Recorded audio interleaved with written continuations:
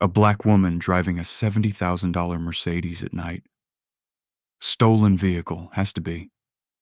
Officer Ronan Blaine snatches the registration from Serena Hale's hand, doesn't read it, crumples it, throws it onto the shoulder of Interstate 85. Out of the vehicle, hands up. She complies. Slow movements, palms raised. Everything by the book. He grabs her shoulder, slams her against the car door. The impact echoes. Her coat tears on the door handle. This car doesn't belong to you. His breath hot on her neck. This is a mistake, she says quietly. Sure it is, sweetheart. He wrenches her arm behind her back.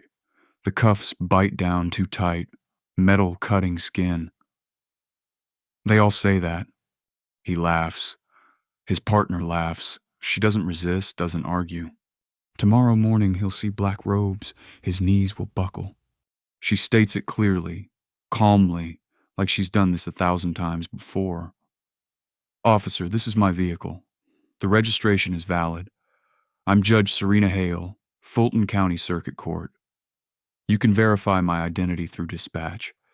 Blaine actually laughs. Not a chuckle, a full laugh like she just told him the funniest joke he's heard all week. Real creative, he says, shaking his head. I'll give you that, Judge. That's a new one. A second patrol car pulls up, lights flashing.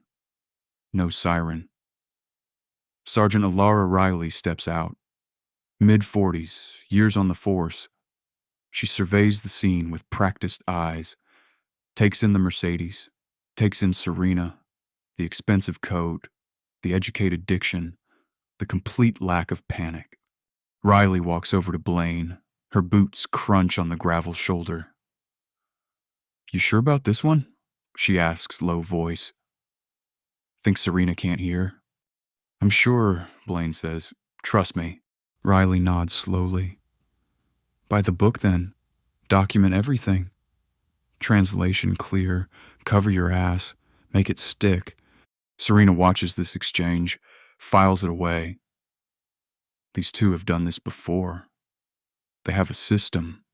May I call my husband? Serena asks, measured tone, not pleading, just asking. He's an attorney. You'll get your phone call at the station, Blaine says, like everyone else. 15 feet behind them, a third officer stands next to his patrol car. Officer Declan Novak, years old, months out of the academy. His dashcam is running.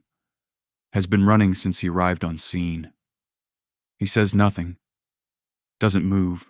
Just stands there with his hand resting on his belt, his face unreadable in the darkness, but his silence is loud, deafening almost. Serena notices him, makes brief eye contact. He looks away quickly, too quickly. She knows that look, seen it before. Moral discomfort, the kind that comes when you know something's wrong, but don't know how to stop it. Riley approaches Serena now, shines her flashlight directly in her face, studying her. Ma'am, we're going to need you to come with us to the station. You can sort all this out there. Sort what out? Serena asks. The car is registered to me. The documents are valid. What am I being charged with? Suspicion of operating a stolen vehicle, Blaine says, too confident, too certain. And we'll add false impersonation of a public official while we're at it. He's building a case right here, right now, making it bigger than it needs to be. Serena stops arguing. No point, not here, not now. Not with 3 officers and highway traffic rushing past at 70 miles per hour. She'll let the morning speak for her. Blaine returns to his patrol car, slides into the driver's seat, punches Serena's information into the computer. License number, registration, vehicle identification number. He waits, taps his fingers on the steering wheel. Impatient. The radio crackles to life. Unit 52, this is dispatch. Female voice, neutral, professional. Vehicle Georgia registration Charlie Mike, 5543, comes back valid to owner Serena Hale.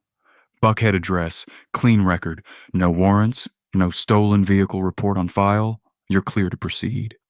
Blaine stares at the screen. The information doesn't match what he expected, what he was certain he'd find. Riley appears at his window, leans down. What did it come back? Clean, Blaine says, but something's still off. Riley nods. Trust your instincts. If it feels wrong, document it. Processor. We'll sort it at the station. In the back of Blaine's patrol car, Serena sits behind the partition, hands cuffed behind her back, uncomfortable. The plastic seat cold through her coat. She heard the entire radio exchange, every word crystal clear. They know the car isn't stolen. Dispatch just confirmed it, but they're continuing anyway. Her jaw tightens. She's not afraid anymore. She's calculating, planning, thinking 3 moves ahead. Blaine exits his vehicle, walks to the Mercedes with his flashlight, opens the passenger door. Inventory search, legal gray area, but he's doing it anyway. He finds her briefcase on the passenger seat. Leather, expensive, embossed initials on the front. SH. He opens it. Court documents, case files, business cards with her name, letterhead from Fulton County Superior Court. Everything official, everything real. He flips through the papers quickly, sees a case number on one file tab. State versus Blaine.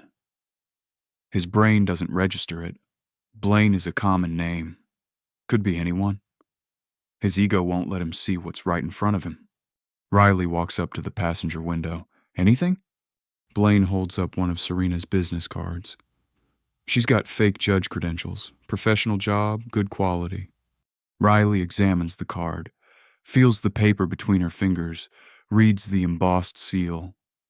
Book her for false impersonation, too, Riley says. Public official impersonation. That's a felony. Serena's voice comes through the partition. Controlled fury now leaking through her professional composure. Officer Blaine, I strongly advise you to verify my identity through the courthouse before you proceed further. This will not end the way you think it will. Blaine slams the briefcase shut, returns to the driver's seat. They all try this, he says to Riley. High-end car, fake credentials, probably got a lawyer boyfriend feeding her lines. Riley nods. Just make sure your report is airtight. Behind them, Officer Novak shifts his weight foot to foot. He clears his throat once, nervous energy, moral discomfort manifesting physically. His dashcam is still recording. Has been recording everything, every word, every movement, every violation. Serena sees him in the side mirror, notices his body language, the way he stands apart from the other two. Not participating, not stopping it either, but witnessing. She files that away too. Blaine starts the engine, pulls onto Interstate 85, heading toward the precinct. Riley follows in her patrol car. Novak brings up the rear. A convoy of 3 vehicles, lights flashing. No sirens. The drive passes in silence. Serena doesn't speak, doesn't demand her rights, doesn't threaten lawsuits. She's playing a longer game than that. She closes her eyes, not sleeping, thinking. Every lawyer instinct activated, every strategic calculation running. She knows arguing now is futile, won't change anything, might make it worse. So she waits, conserves her energy, prepares for the real battle, the one that comes in the morning. They arrive at the precinct. Blaine parks in the sally port. Riley pulls in beside him. Novak parks last, still silent, still witnessing everything. Inside, Lieutenant Harlan Thorne sits at the booking desk. Years old, watch commander for the night shift. He's processing paperwork, multitasking, doesn't look up when they enter. You ran her info through the system? Thorne asks routine question, asked by rote. Clean record, Blaine says. But the vehicle profile fits the pattern we've been seeing. Luxury car, late night, nervous behavior. Thorne signs the form, doesn't read it, doesn't review the details, just signs and slides it back across the desk. Booker, process, let day shift sort it out. That's it. That's simple. One signature, no questions asked, no verification attempted. Serena is fingerprinted, photographed, properly inventoried. Her phone, her purse, her keys, her dignity, all placed in a manila envelope. They lead her to a holding cell, small concrete, one metal bench. One other occupant, a woman, drunk and disorderly, asleep on the bench, snoring. Serena sits on the opposite end, still wearing her $800 coat, still composed, still thinking. The holding cell door closes, metal on metal. The sound echoes down the corridor. She doesn't flinch. They allow her one phone call, standard procedure. She dials from the wall phone in the corridor. Officer supervising, making sure she doesn't say anything problematic. Her husband answers on the second ring. Tariq Hale, also an attorney, corporate law, but he knows the system. Tariq, listen carefully. Her voice low, controlled. Don't say anything. Don't come to the station. Don't call anyone. Meet me at the courthouse in the morning. I'll explain everything then. Trust me. Pause on the other end. He wants to ask questions. She can hear it in his breathing. Are you safe? He finally asks. I will be. I love you. She hangs up, returns to the cell, sits back down on the metal bench. The drunk woman snores. The fluorescent lights buzz. The toilet in the corner drips. Serena closes her eyes again. Not defeated, not broken. Strategizing, planning, waiting. At his desk, Blaine completes his arrest report. Types with confidence, feels justified, believes he did his job correctly. He uploads his body cam footage to the server. Notes in the system, video equipment malfunction. Audio only available. The video didn't malfunction. He turned it off deliberately. Standard practice when you don't want everything recorded, but the audio kept running. He doesn't know that. Doesn't check. Assumes it's all dead. It's not. His voice is captured. Every word, every dismissive laugh, every biased assumption. He finishes the report, logs out, goes home, sleeps well, thinks the case is closed, thinks he won. Tomorrow will teach him otherwise. The case file sits on his desk. The paperwork is filed. The system has processed another arrest. Another black woman. Another expensive car. Another assumption proven right in his mind. Except this time he's wrong. Catastrophically wrong. The file will be read, the footage will be reviewed, the truth will surface, but not yet, not tonight. Tonight, he sleeps. Serena doesn't. Serena is released from holding. A different desk sergeant. Day shift. Unaware of the context. Unaware of everything. Charges pending DA review. He says monotone routine. You're free to go. Sign here for your property. She signs. Takes her phone. Dead battery. Takes her purse, her keys, her dignity returning piece by piece. She walks out of the precinct. The morning air cold on her face. She didn't call Tariq back. Didn't ask for a ride. She'll drive herself. The Mercedes is still parked in the impound lot behind the building. They processed it, but didn't hold it. No actual evidence of theft because there was no theft.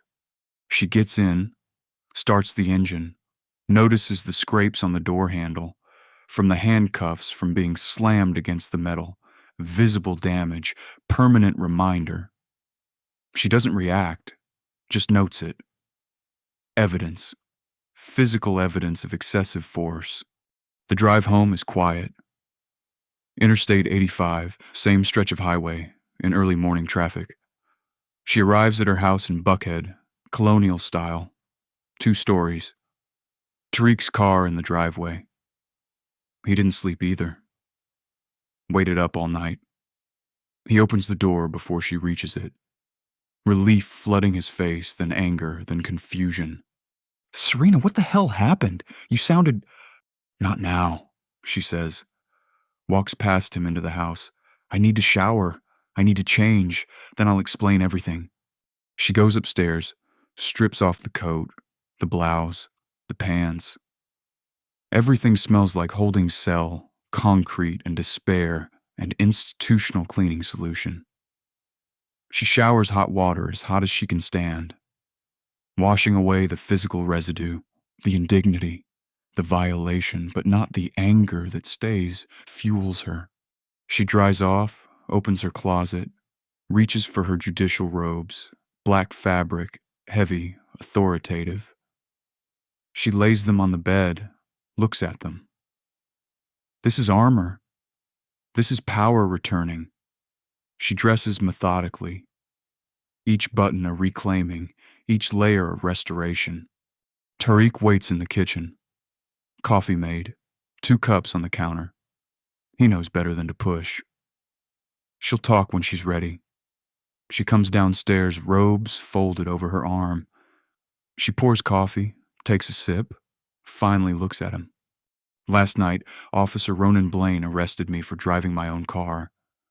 He claimed it was stolen. Dispatch confirmed it wasn't. He arrested me anyway, then charged me with impersonating a public official." Tariq's face goes through several expressions: disbelief, rage, calculation.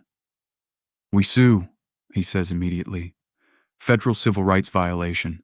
I'll have papers filed by—" "No," her voice firm, final. "Not yet. Serena, they falsely arrested you. I know what it is." She sets down her coffee. "But I'm handling this my way. Meet me at the courthouse in the morning. You'll understand then." He studies her face, knows that look, trial face, strategy face. "What are you planning?" "Justice," she says simply. She checks her watch. An hour until court, until Blaine's trial. His excessive force case, the one she's been assigned to for weeks, the one she reviewed yesterday afternoon. The reason she was driving home so late last night. The universe has a sense of irony. She finishes her coffee, gathers her briefcase, the same one Blaine rifled through, still containing the same case files, including his. "I'll see you at the courthouse," she tells Tariq, kisses his cheek. "Trust me." He nods, still confused, but he trusts her, always has. She drives to the courthouse, parks in the judge's reserve section, walks through the side entrance, avoids the main lobby, doesn't want to see anyone yet, doesn't want to explain.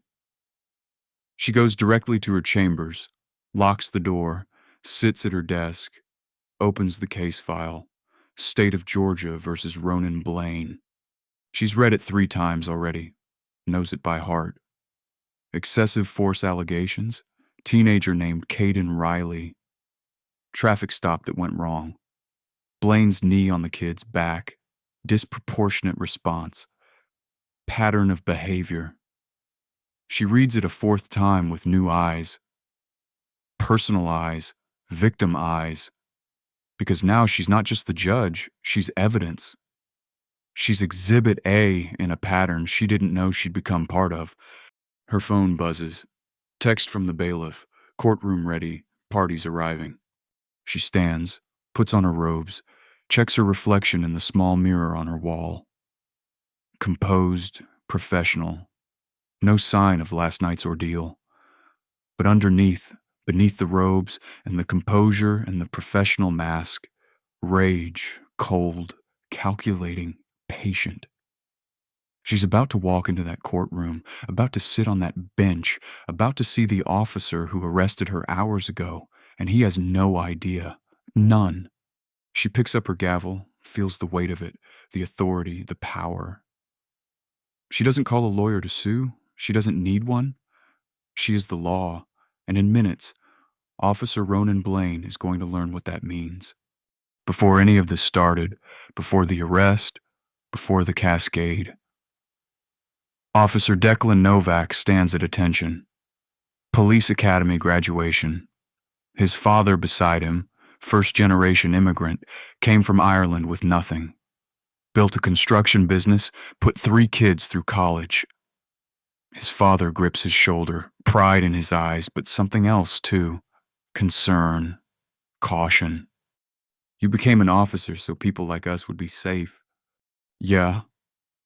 His father's accent still thick after decades. Good. Now be the officer we needed when we first came here, not the one we feared. Promise me. Declan promises. Doesn't fully understand the weight of those words yet. He will. Present.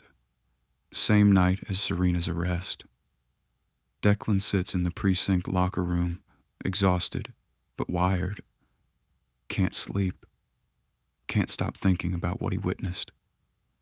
He pulls out his personal tablet, opens the file transfer from his patrol car's dashcam system. Department policy allows officers to review footage for report writing. Standard procedure. He watches the Mercedes pulled over. Spotlight activation. Blaine approaching. His body language. Aggressive. Assumption already made before any interaction. Serena's hands on the steering wheel. Visible compliance. Textbook. Documents presented immediately. No fumbling. No delay. No resistance. Blaine barely looks. Dismisses them. Escalates without cause. Declan notices something else. Critical detail timestamp shows Blaine put Serena in handcuffs before dispatch confirmation came back. Protocol violation. You're supposed to wait for clearance before arrest. He didn't wait. Declan watches the footage 3 more times. Each viewing confirms what he already knows. This was wrong. Not a mistake. Not a judgment call. Wrong. Morning briefing. Declan arrives early. Coffee station in the corner. Officers gathering. Shift change. Day crew replacing night crew. He overhears Blaine and Riley. Low voices. Think they're being discreet. They're not. I might ask questions about last night, Riley says, casual tone like she's discussing the weather. Just routine follow-up on arrests. Let them ask. Blaine pours creamer into his coffee, stirs. I followed procedure. She matched the profile we've been trained to watch for. Right. Riley nods. Just be specific in your wording when you document. Furtive movements, suspicious behavior. You know the drill. Declan freezes, cup halfway to his mouth. He's listening to them coordinate a story, workshop their language, cover their asses. They've done this before. This is practiced, systematic. His father's words echo in his head. Be the officer we needed, not the one we feared. Declan dumps his coffee untouched.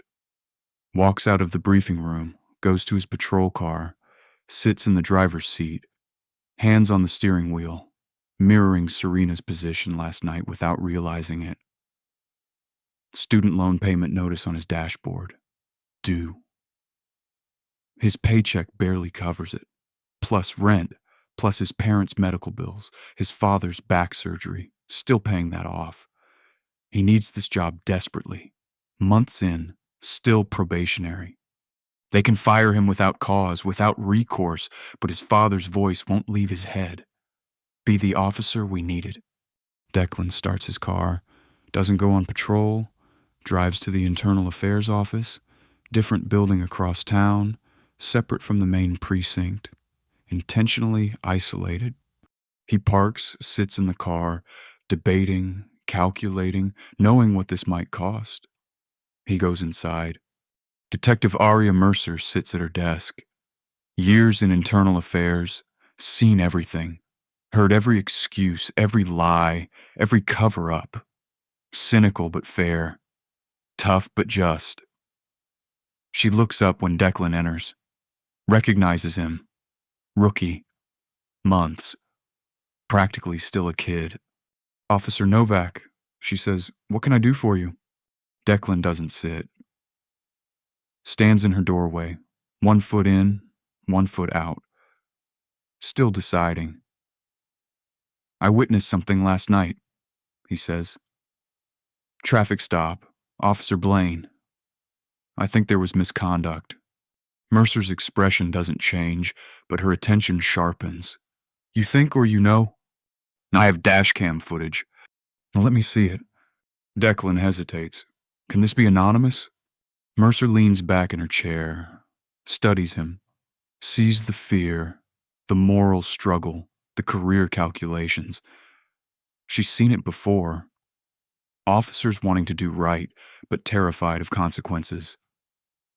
"I can accept evidence through our anonymous digital Dropbox," she says carefully. "Upload the file. Include timestamp and location. I'll take it from there." Declan nods, pulls out his tablet, uses the office guest Wi-Fi, uploads the file, types a brief note.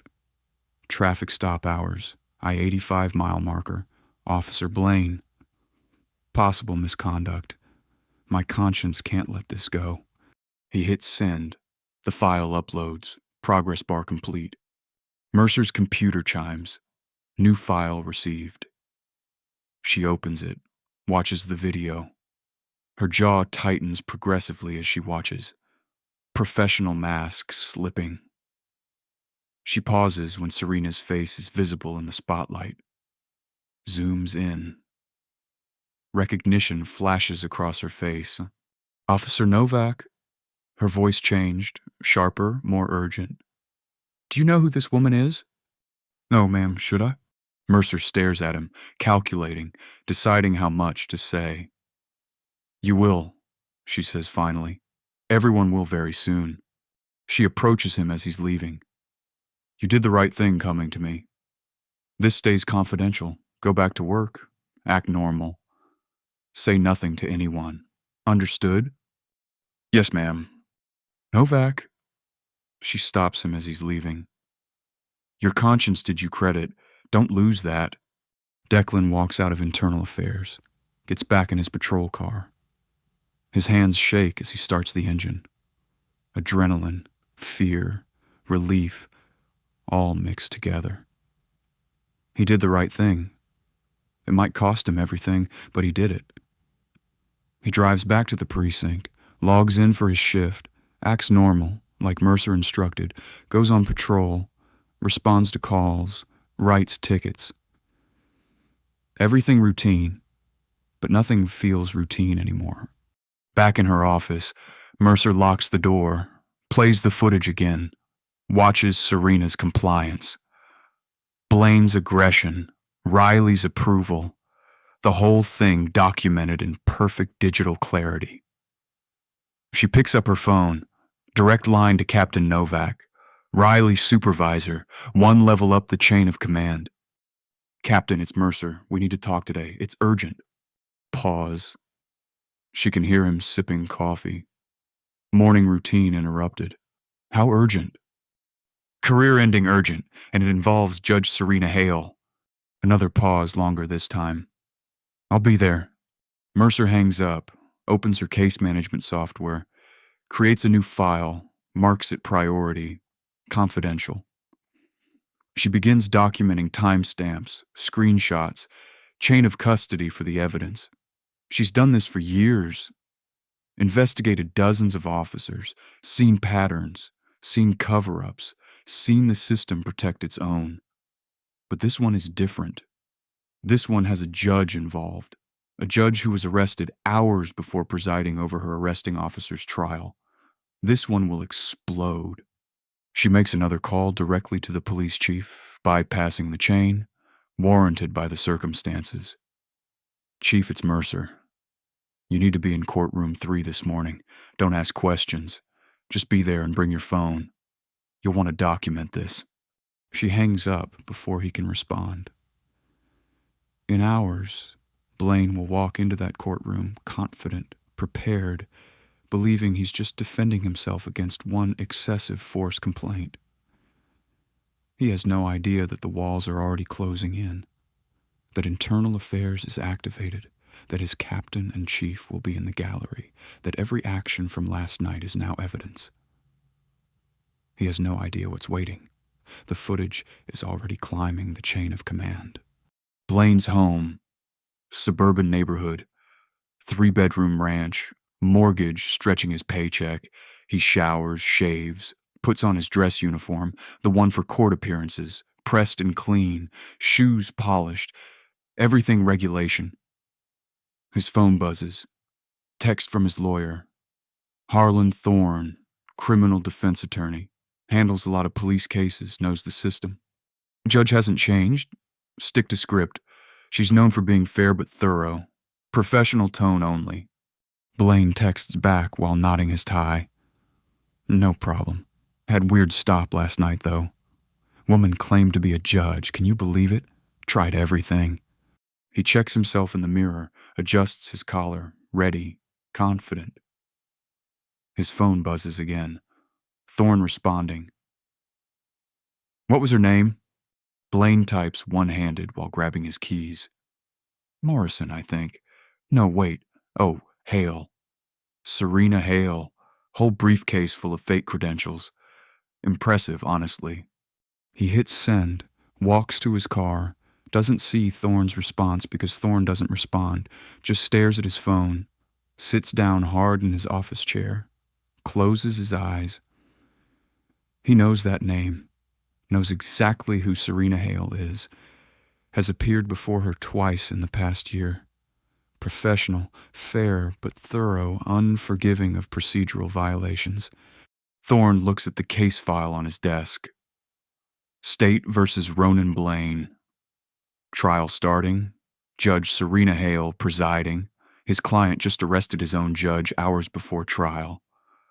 Thorne picks up his phone, thumb hovering over Blaine's contact. Should he call? Warn him. Give him time to prepare. He doesn't call. Professional calculation. If he warns Blaine now, it might look like obstruction. Better to assess the situation in person. See how bad it really is. He closes his phone, gathers his files, heads to the courthouse. Internal Affairs Office. Mercer's email to Captain Novak. Urgent. Need immediate hold on Blaine case hearing until I brief you. Evidence of serious misconduct night before trial. Recommend your presence in courtroom. Novak reads it, checks his watch, trial, calls Mercer immediately. How bad are we talking? Career-ending bad, possibly criminal charges, and Captain, Judge Hale is presiding. She's the victim. Silence on the other end. Novak processes this. The implications, the exposure, the liability. Jesus Christ, okay, I'll be there. Don't tip him off. Let's see how he handles himself when he figures it out. Already planned on it, Mercer says. We need his reaction on record. Consciousness of guilt.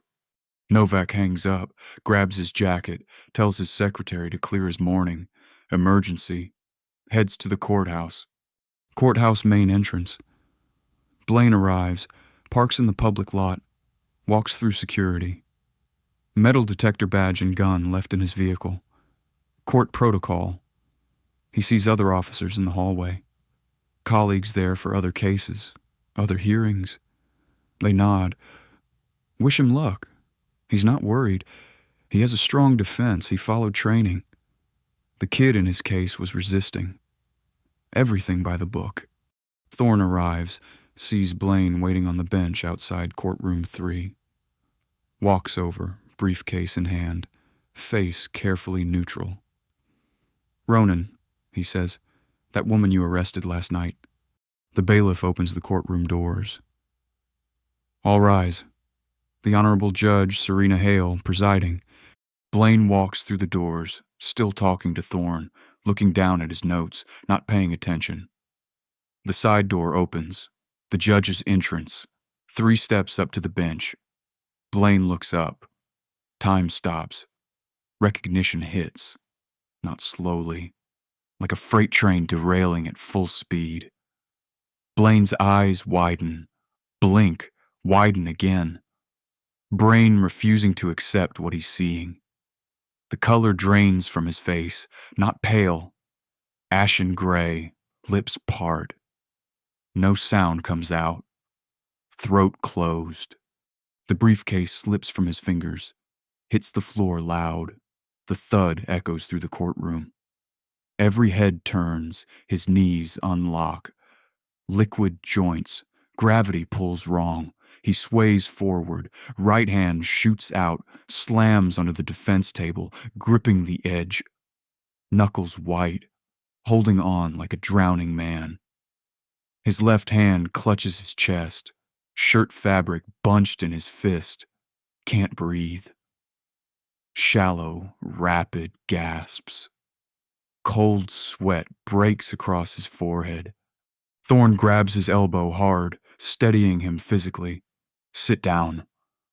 Thorne hisses. Now. Blaine collapses into the chair. Not sitting, collapsing. The chair scrapes loud against the floor. Everyone watching now, everyone seeing him fall apart. The bailiff steps forward. Older man, experienced, seen everything.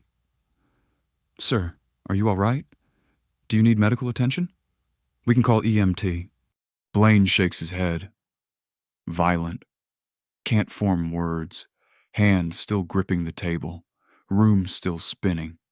Serena settles into her chair, takes her time, arranges papers on the bench, straightens her nameplate, adjusts her water glass. Every movement deliberate, controlled. She doesn't look at him yet.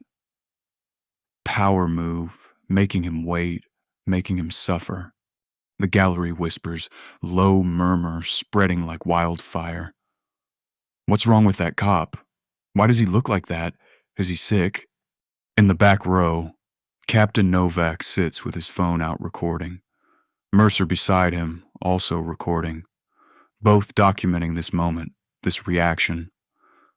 Evidence for the internal affairs file. Serena finally looks up. Her eyes lock on Blaine. 3 full seconds, unblinking, cold. He can't hold her gaze. Looks down. Papers on the table blur, his hands trembling, visible. Counsel, Serena says, glacier voice formal. Does your client require medical assistance? We can recess if needed. Thorne stands, one hand still on Blaine's shoulder, literally holding him in the chair. No, Your Honor. We're ready to proceed. Lie. Complete lie, but tactical. Better than admitting his client is having a breakdown. Good morning, Serena says to the full courtroom. Official tone. Case number 2024CR842, State of Georgia versus Ronan Blaine. Excessive force allegations stemming from an incident. Before we begin, I need to make a disclosure to the court. The word disclosure hits Blaine like a second punch. His head snaps up. Fresh wave of panic crosses his face, color draining again. Assistant D. Aria Thorne stands young, prepared, unaware of the context. Ready, Your Honor. I said I need to make a disclosure first, Counselor. Serena cuts her off, firm but controlled. Please be seated. Aria sits confused. Everyone confused except Blaine and Thorne and Novak and Mercer. They know what's coming. Complete silence. Pin drop quiet. Every eye on Serena. Blaine's breathing, ragged, audible, almost wheezing. Thorne leans down, whispers in his ear. Whatever happens next, do not speak. Do you understand me? Not one word. Blaine can't respond, can only nod barely. Serena's hands rest flat on the bench, steady. No tremor, complete control. The courtroom waits, breath held, waiting for the bomb to drop. And Serena takes her time because she earned this moment. Paid for it in handcuffs and humiliation and a night in a holding cell. Now she owns it. Every second, every eye, every outcome. She looks at Blaine one more time, sees him falling apart, sees the realization destroying him from the inside. Good, she thinks. Let him feel it. Let him understand what he did, what he's about to lose. Then she begins. Last night, I was stopped by Officer Ronan Blaine on Interstate 85 at mile marker 52. I was subsequently arrested on suspicion of operating a stolen vehicle and false impersonation of a public official. I was held in custody and released without charges filed. The courtroom erupts, gasps, whispers, shock rippling through every row. Aria Thorne's mouth drops open, literally. She turns to look at Blaine, then back at Serena, connecting dots, calculating implications. Thorne closes his eyes, exhales slowly. He knew it was bad. Didn't know it was this bad. Blaine stares at the table. Can't look up. Can't move. Frozen. Serena continues, voice steady, professional, no emotion bleeding through. Georgia Code of Judicial Conduct. Canon 3 requires disclosure of any interaction between a presiding judge and parties appearing before the court that might create an appearance of bias or conflict of interest. I have now made this disclosure fully and completely. Pause. Let it sink in. Let everyone process. I am not recusing myself from this case. Thorne stands immediately. Required. Has to object. Has to try. Your Honor, with all respect, this creates an unavoidable appearance of impropriety. The defendant arrested you hours before trial. This court must recognize, Counselor. Serena cuts him off, firm. Your client arrested me unlawfully hours ago based on racial profiling and explicit violation of procedure. If anything, I am predisposed to be more scrupulously fair to ensure this proceeding is unimpeachable on appeal. My ruling today will be based solely and exclusively on evidence presented in this courtroom. Are we clear? Thorne calculates. Knows arguing further damages his client, makes it look like they're afraid of a fair trial. Yes, Your Honor. Good. Then let's proceed with opening statements. Prosecution, you may begin. Serena picks up her water glass, takes a deliberate sip, hand completely steady, demonstrating control, not vengeance, power, not emotion. She's not here for revenge. She's here for justice, and she's going to deliver it by the book. Every rule, every procedure, every precedent, which makes it worse for Blaine because he can't claim bias, can't claim unfairness, can't appeal on procedural grounds. She's giving him the fair trial he denied her. And that fairness will make his fall so much harder. Aria Thorne approaches the podium, opens her file, finally understanding what she's about to do. This isn't just one excessive force case anymore. This is pattern evidence. This is everything. Your Honor, the state will demonstrate that Officer Ronan Blaine used excessive force during a routine traffic stop of teenager Caden Riley. She plays the body cam footage on the courtroom monitor. Different case, but the same pattern visible to everyone watching. Aggressive commands, disproportionate physical response, the kid on the ground, Blaine's knee on his back, too much pressure, too long, the kid crying, begging, not resisting. Caden Riley takes the stand. Teenager still looks younger, scared but honest, credible. I was reaching for my registration like he asked, Caden says, voice shaking slightly. He yanked my door open, pulled me out. I didn't resist, I was terrified. Thorne cross-examines, does his job, tries to create reasonable doubt.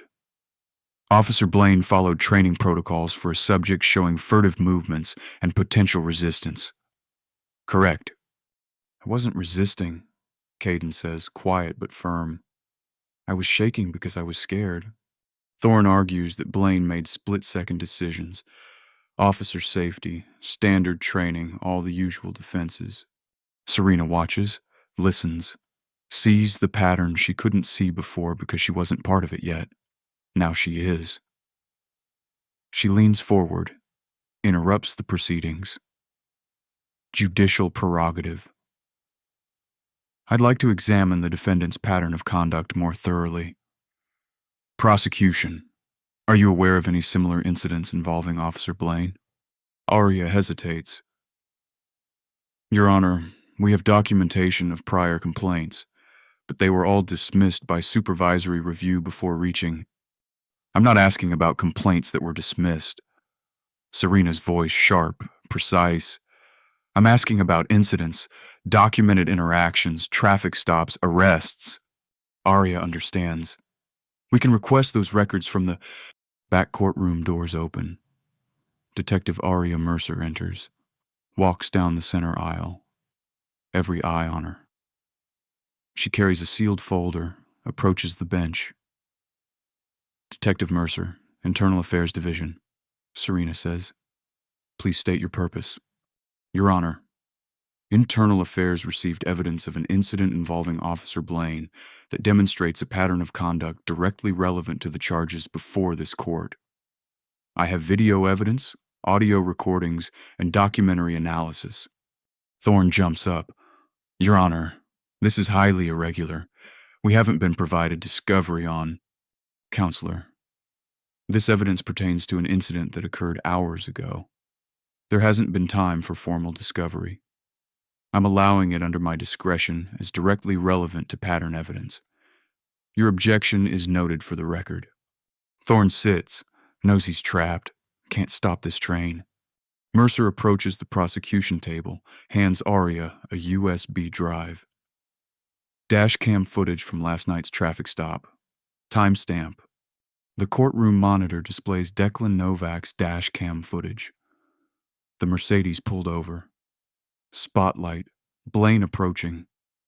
Mercer narrates for the record. Subject vehicle Mercedes E-Class pulled over on Interstate 85. Driver immediately places hands on steering wheel. Visible compliance. The footage continues. Serena presenting registration. Blaine barely looking. Throwing it on the ground. The aggression. The escalation. The gallery gasps. Some recognize the judge. Their judge. Being arrested. Being humiliated. Blaine's aggression visible, spinning Serena around, excessive force on her arm, the handcuffs too tight, her gasp of pain. Riley arrives, approves, supervises, makes it official. Declan visible in the background, silent, filming, witnessing. Serena speaks from the bench, clinical tone, detached, like she's narrating someone else's trauma. That is me hours ago. Notice the timestamp. Notice I present registration immediately upon request. Notice the registration is valid, visible in the headlight beam. Notice I make no resistant movements whatsoever. The courtroom erupts, whispers, gasps, people turning to each other. Did they just see what they think they saw? Bailiff calls for order. Takes a minute to restore quiet. Your Honor, Mercer continues, Officer Blaine's body cam video malfunctioned during this stop. However, audio recording continued operating. I have that audio. Play it, Serena says. The audio feeds through the courtroom speakers, Blaine's voice clear. Damning. People like you always think you can drive cars like this. I know exactly what I'm looking at. Serena's voice calm, measured. Officer, this is my vehicle. I'm Judge Serena Hale, Fulton County Circuit Court. You can verify. Blaine, laughing, dismissive, cruel. Sure you are. Real creative, and I'm the president. Riley's voice. Process her fully. Document everything by the book. Blaine again. She matches the profile perfectly. Expensive car, late night, black woman. We both know how this works. The audio stops. Silence in the courtroom. Deafening. everyone processing what they just heard. The explicit bias, the racial profiling, the conscious decision to arrest despite evidence. Serena's voice cuts through the silence. Cold, controlled fury barely contained. Officer Blaine, what profile was I matching? Blaine stands shakily, Thorne trying to pull him back down. Your Honor, I didn't know you were... Sit down. Serena's voice, not loud, but absolute authority. Command final. You will answer questions when addressed by counsel, not before. Blaine collapses back into his chair. Thorne grips his arm, keeping him there. Mercer presents a bound report. Thick official internal affairs seal. Your Honor, Internal Affairs conducted an emergency analysis overnight. Officer Blaine has conducted traffic stops fitting an identical pattern. She details it coldly, professionally, each fact a nail. Stops, luxury vehicles, Mercedes, BMW, Lexus, Tesla. All drivers black, professional appearance, late evening hours. Resulted in arrest on suspicion of vehicle theft or false documentation. All arrests were subsequently dropped. No charges filed. Resulted in disciplinary action. And what happened to those complaints, Detective? Serena asks. Knows the answer. Wants it on record. Were expunged from his record by Lieutenant Harlan Thorne without proper review committee process. Violation of department policy. Who authorized those expungement? Lieutenant Thorne, Your Honor. He's currently under investigation for obstruction of reviews and supervisory negligence. The gallery erupts again. Reporters scrambling for phones. This is bigger than one case. This is systemic. This is the story. Bailiff struggles to maintain order. Serena waits, patient, lets the chaos settle naturally, then addresses Blaine directly. Officer Blaine, you arrested me for false impersonation of a public official. I was driving home from a legal consultation after reviewing case files for court. Do you know which case I was reviewing? Silence. Blaine can't speak. Physically unable, Serena lifts the case file from her bench, holds it up. Everyone can see it. State of Georgia versus Ronan Blaine. Your case. You arrested the judge presiding over your trial for a crime that didn't exist using racial profiling you've practiced systematically with a pattern your department covered up. She sets the file down, looks directly at him. I've heard sufficient evidence. Officer Blaine, I find you guilty of excessive force in the case of Caden Riley. The evidence is overwhelming, and your pattern of conduct demonstrates this was not an isolated incident, but standard practice for you. Blaine's head drops to the table, a sob audible broken. Serena continues relentless. I am also referring your conduct from last night to the District Attorney for Criminal Prosecution under Title 18 U.S. Code, Section 242, Deprivation of Civil Rights under color of law, and Georgia Code 16102, 3 false imprisonment by a law enforcement officer. She's not done. Sergeant Alara Riley, you are hereby referred to Internal Affairs for supervisory negligence, enabling misconduct and failure to intervene.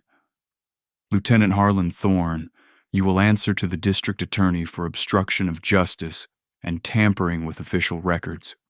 Final words, measured. Powerful. This courtroom operates on evidence, not assumptions. On law, not bias. On justice, not prejudice. Officer Blaine, you showed me exactly who you are when you thought no one with power was watching. Today, I'm showing you exactly what justice looks like when the system finally holds its own accountable. The gavel falls, single crack, final absolute. Outside the courthouse, media swarm, cameras, reporters, microphones thrust forward, questions shouted from every direction. Captain Novak stands at a podium. Hastily arranged press conference, damage control, but also accountability. Fulton County Police Department takes all allegations of misconduct with utmost seriousness. Officer Ronan Blaine has been suspended without pay pending criminal investigation. Reporter shouts from the back, "Captain, was Judge Hale targeted because she was presiding over Blaine's case? Is this retaliation?" We're investigating whether this incident constitutes witness intimidation and obstruction of justice. If so, federal charges will apply. The FBI has been notified. Another reporter, "What about the pattern Detective Mercer mentioned? Incidents?" "A comprehensive review of all traffic stops conducted by Officer Blaine is underway. Any victims of misconduct are encouraged to contact Internal Affairs directly." Novak fields more questions. Professional, careful, but the damage is done. The department's reputation shattered. Rebuild will take years. Side exit of the courthouse. Novak walks to his car, avoiding the media, head down. "Officer Novak." He turns. Serena Hale, still in her robes, approaching him. His stomach drops. "Your Honor, You were at the scene last night." He nods, can't speak, terrified of what comes next. "I'm sorry I didn't speak up then," he says, words tumbling out. "I should have stopped it. I just froze. I'm so..." Serena stops him, hand on his shoulder. "But you didn't stay frozen. You gave Internal Affairs the evidence. That took more courage than speaking up in the moment would have. You risked your career, your financial security, everything." Novak's eyes water. Didn't expect this. Expected anger, blame, termination. "My father always told me," he says quietly, "be the officer people need, not the one they fear." I couldn't let it go. Your father raised you right. The department needs more officers like you, not fewer.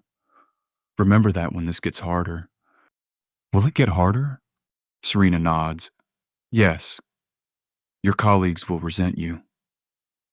Some will call you things I won't repeat, but you'll sleep at night and you'll build a career you're proud of that matters more. Novak nods, understands, walks to his car, stands a little taller than before. 1 week later, consequences rolling out like dominoes. Officer Ronan Blaine fired immediately. Arrested, federally charged with civil rights violations under Title 18, Section 242, facing years. Bail set at $50,000. His lawyer argued he's not a flight risk. Prosecutor argued he's a danger to the community. Judge sided with prosecution. He remains in custody, awaiting trial. The irony not lost on anyone. Sergeant Alara Riley suspended without pay. Demoted to patrol officer. No supervisory authority. Mandatory bias training. Transferred to different precinct. Probationary status. One more complaint and she's done. Lieutenant Harlan Thorne. Given an early retirement option. Quit voluntarily or be fired with cause and lose pension benefits. He chose retirement, but loses supervisory pension enhancement.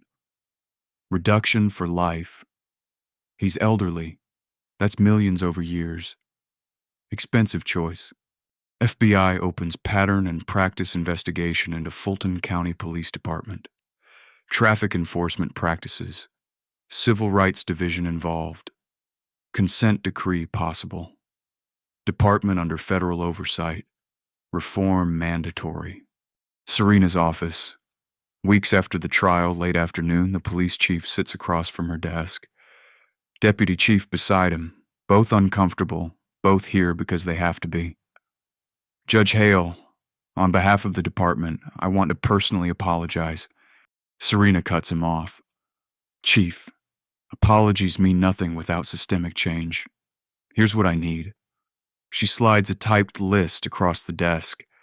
They read it. The list is long, specific, non-negotiable, mandatory bias training for entire department. Not just remedial, preventive, everyone, no exceptions. Revised stop and search protocols. Independent Review Board, civilian oversight, body camera policy overhaul. Video must remain on. Malfunctions investigated by third-party auditor, not internal staff. Independent Internal Affairs Oversight Board.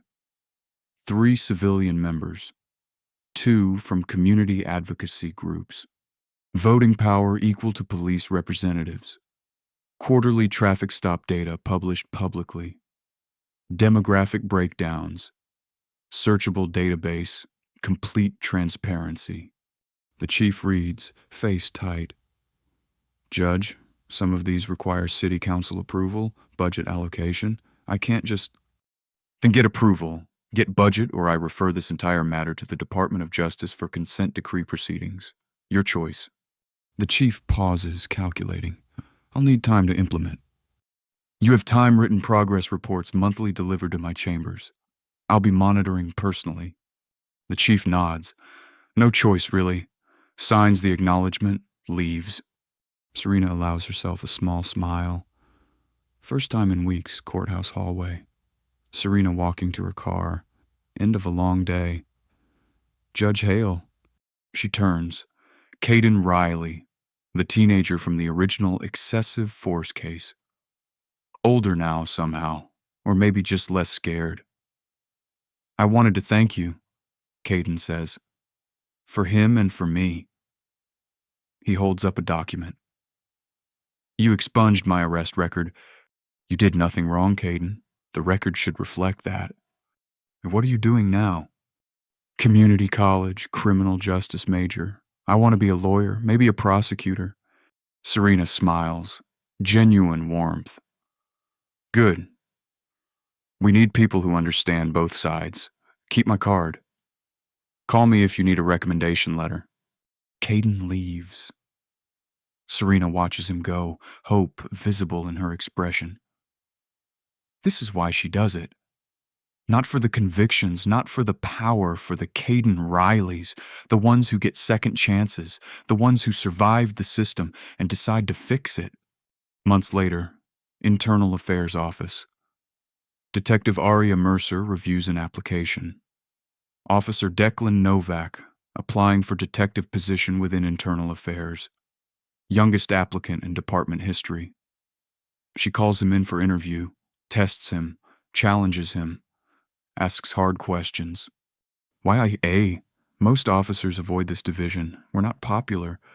Because someone has to do it, Declan says, simple, direct. And I know what it costs to look away. I won't do that again. Mercer smiles. You're hired.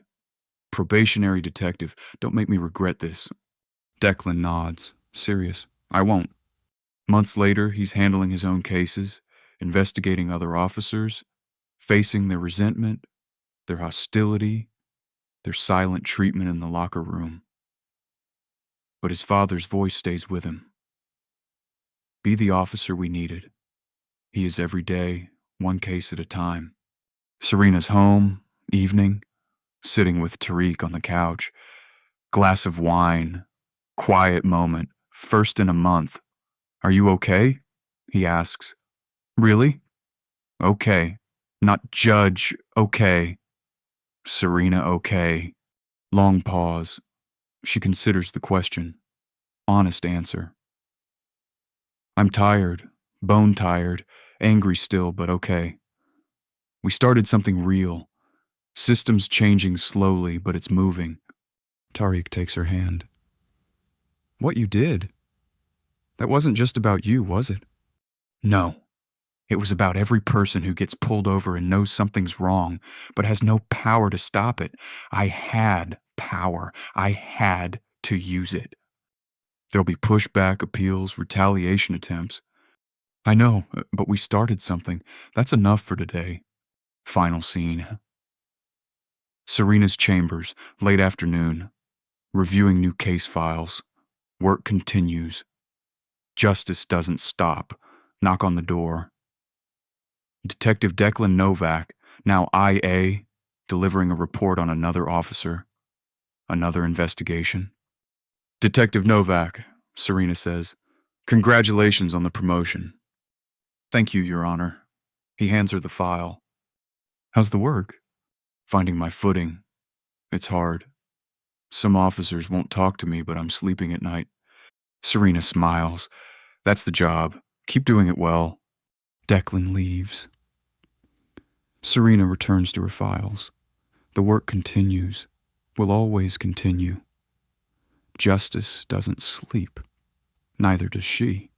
The scrapes are still on her car door from the handcuffs. She kept them. Had the dealership leave them untouched. Some reminders are worth keeping.